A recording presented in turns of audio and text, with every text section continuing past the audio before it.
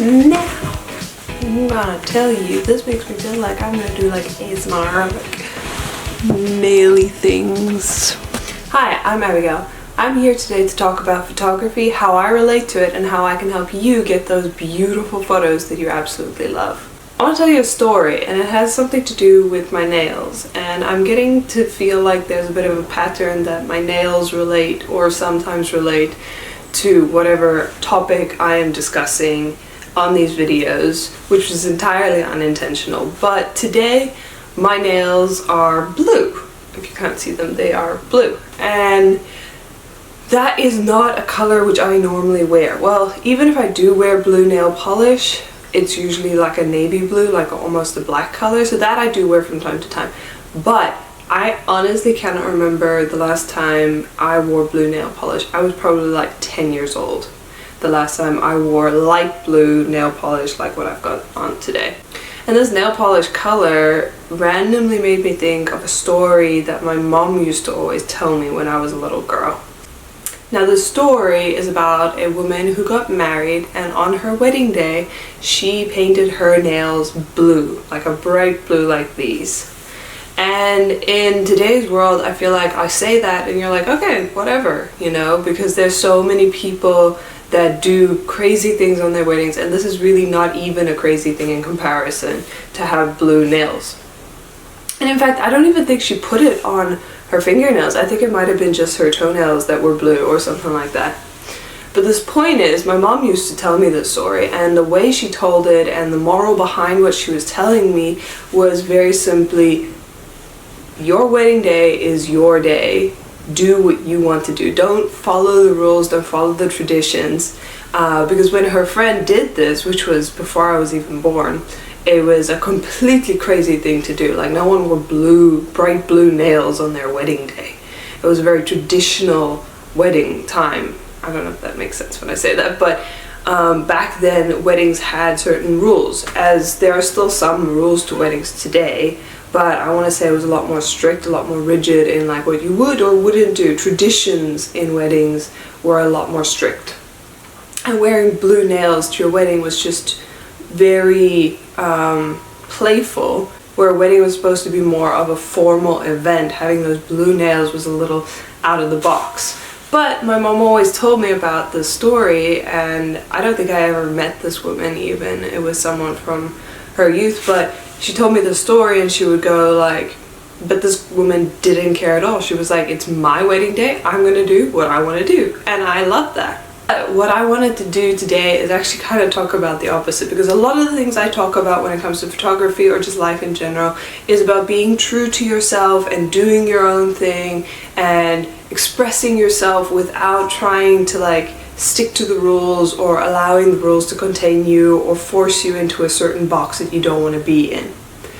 And I think the whole world is tending in that direction of you be yourself, you express yourself, you find yourself, which can leave certain people feeling incredibly lost. And that's kind of what I want to talk about today, is what if you enjoy the traditional, what if you enjoy what has been done for generations before you, and you don't want to go out and find yourself, so to speak, because you feel found in these traditions, you feel found, you feel secure, you really love the traditional, the classic wedding, the classic photo shoot. What about you? Like, can you still do those things? Would that be something that you regret one day, not being original if you went with the flow? My opinion is, if you want to do it, if it makes you feel comfortable, if it makes you feel true to yourself, whether that veers away from tradition, whether that veers into tradition, please do it. So today I want to talk about some of the more traditional things you can do in a photo shoot, whether it's your wedding shoot, an engagement shoot, a family shoot, a solo session, and how those things can be absolutely beautiful, how you can do them in an easy way that doesn't take a lot of effort or take a lot of money maybe. Just do it in a simple way that really suits your personality and makes you feel comfortable in a much more traditional setting. First of all, I'm going to talk about just wedding photos. A lot of people are trying to veer away from the classic standard wedding photos of everyone stands in a line and everyone has family portraits, and then you've got close friends and all of these things. If you want a photo album full of you and the people you care about sitting together in a beautiful, beautiful outfits that you have spent so much time and money preparing your hair and your makeup and getting dressed up, and you just want to capture that in a way that just has everyone together in a big group on your wedding day, there is absolutely nothing wrong with that.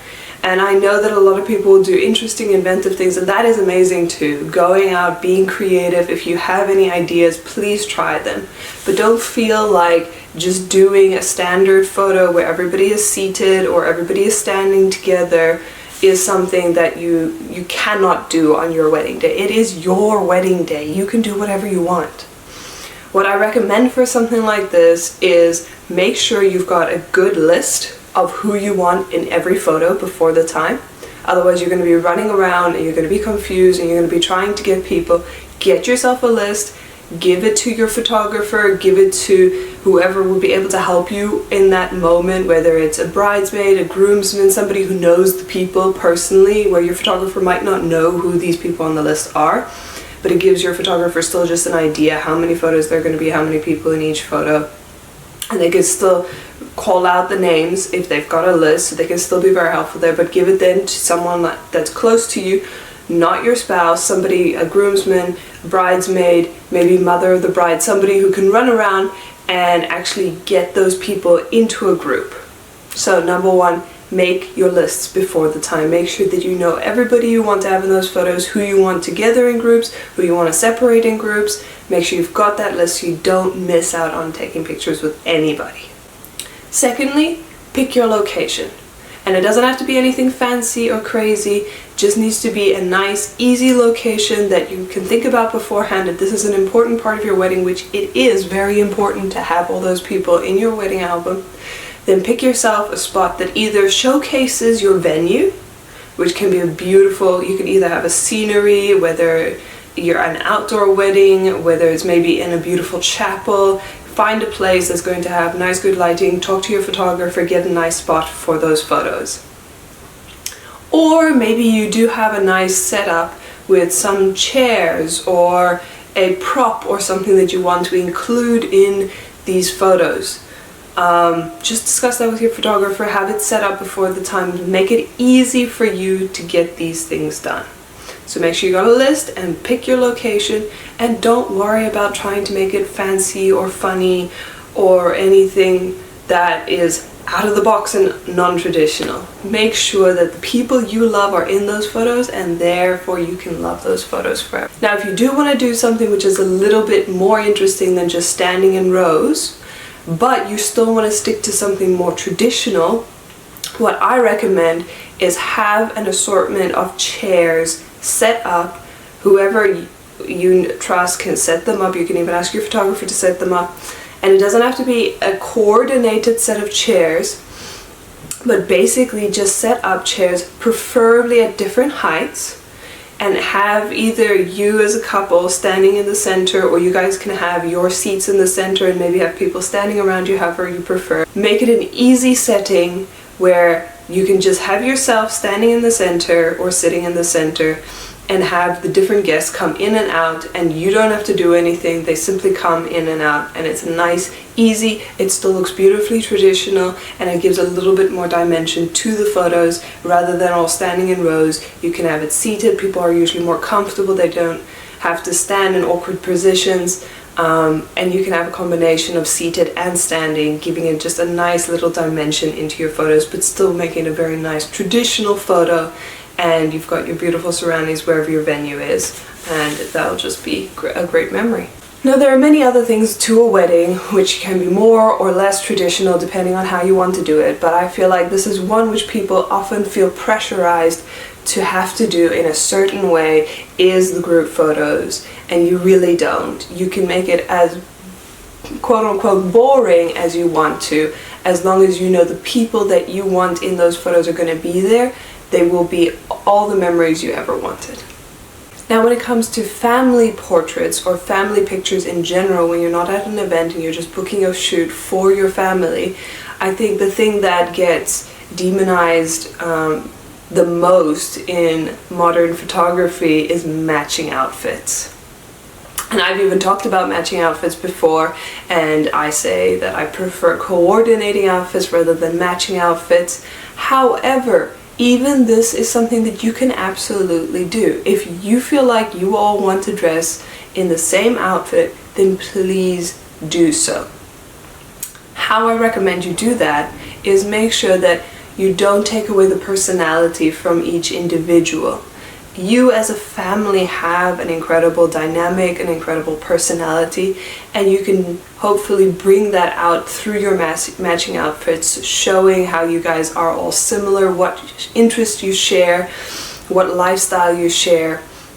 But allow each individual, especially from different generations, to add their little touch of what makes them unique, what makes them special.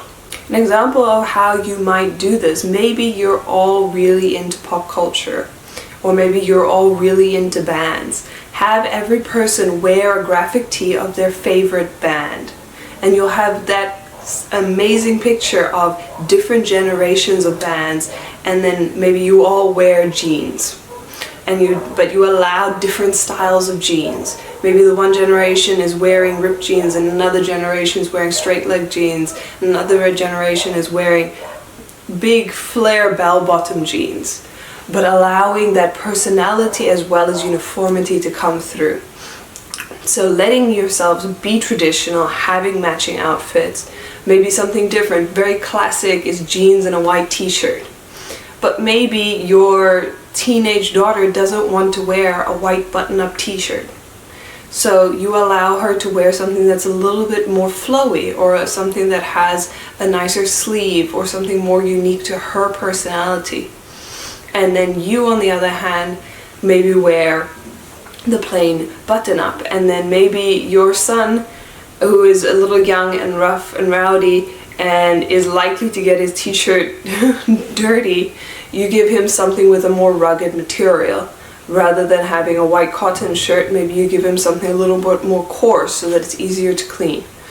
Whatever the case may be, so something that is their personality while still keeping that uniformity, and I think that can be such a beautiful photo. For couples, it can be very classic to do a sunset shoot or a sunrise shoot, to go to the beach, to have beautiful dancing pictures together, and I think that that is beautiful, and I think that people still love to do this. Even though it's a very traditional photo shoot, it is still very widely used, and I think people are very comfortable doing this photo shoot, and a lot of photographers would even recommend it.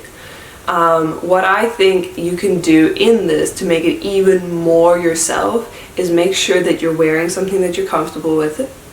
Especially for women, if you're not someone who actually prefers to wear a dress in your everyday, please don't wear a dress on your photo shoot, or don't feel like you have to. If you want to, go ahead, but if you don't feel comfortable in a dress, you want to feel comfortable in your photo shoot.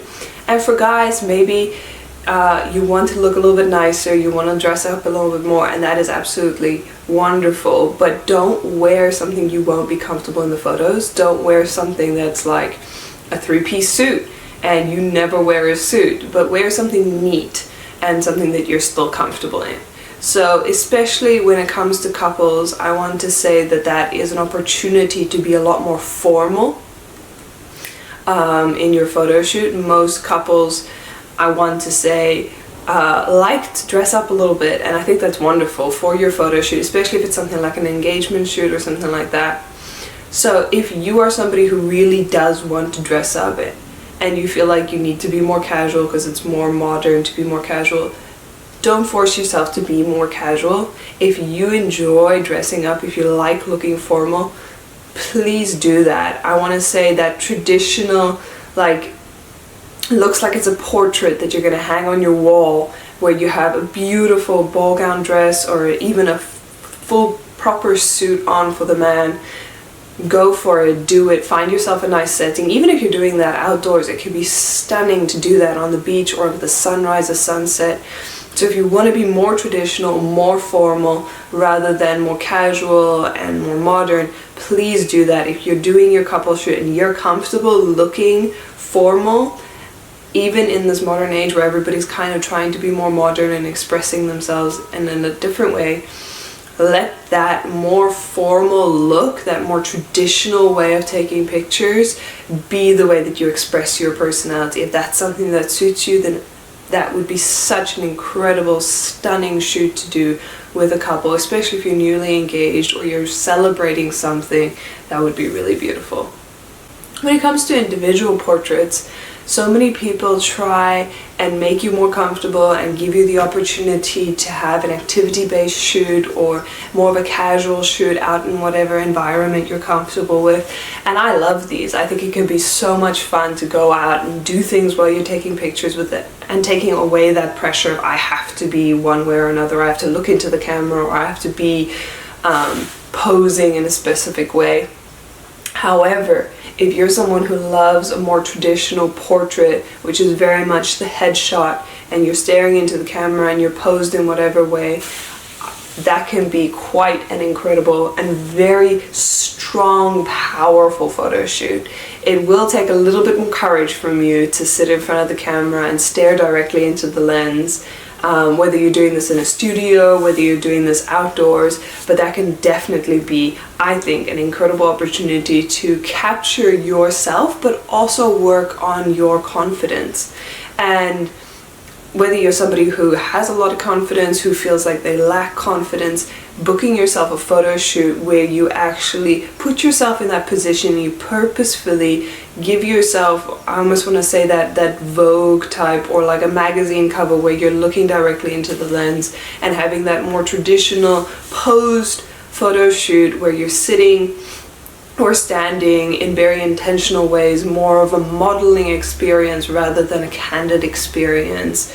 That can be a great opportunity to grow in your own self-confidence, self-esteem, and also have incredible photos that I think would be stunning to hang up in your house, to keep in a photo album, to use as a beautiful memory of your own self-expression many years to come from now.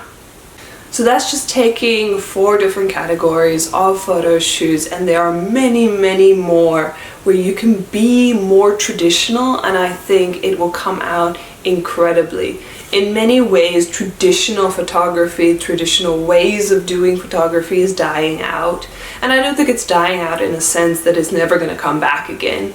But as with any trend, things come and things go. And the way that technology has advanced, and the way that we have the type of cameras that we have today, especially with just simply having digital cameras on our phones and everyone has a camera with them 24/7, it does change the way that we view photography, that we approach photography.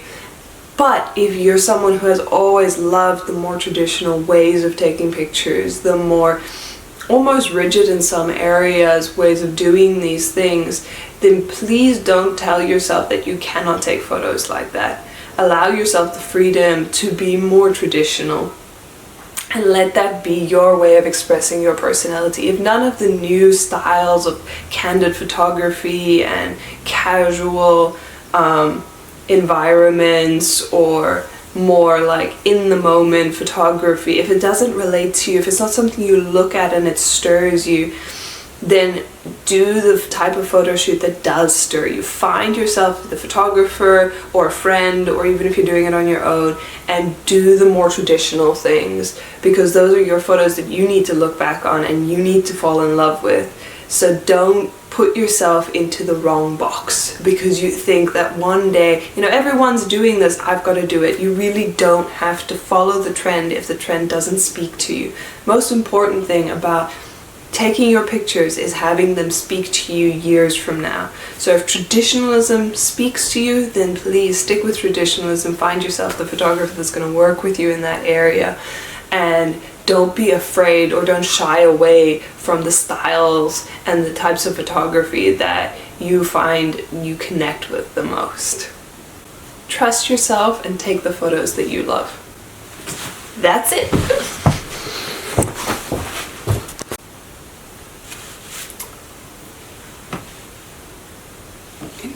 individual portraits, what can I say? But I'm not here to do ASMR naily things today. No, I'm here to talk about photography. When I was young, my mom told me a lot of stuff. She told me a lot of stuff. Okay,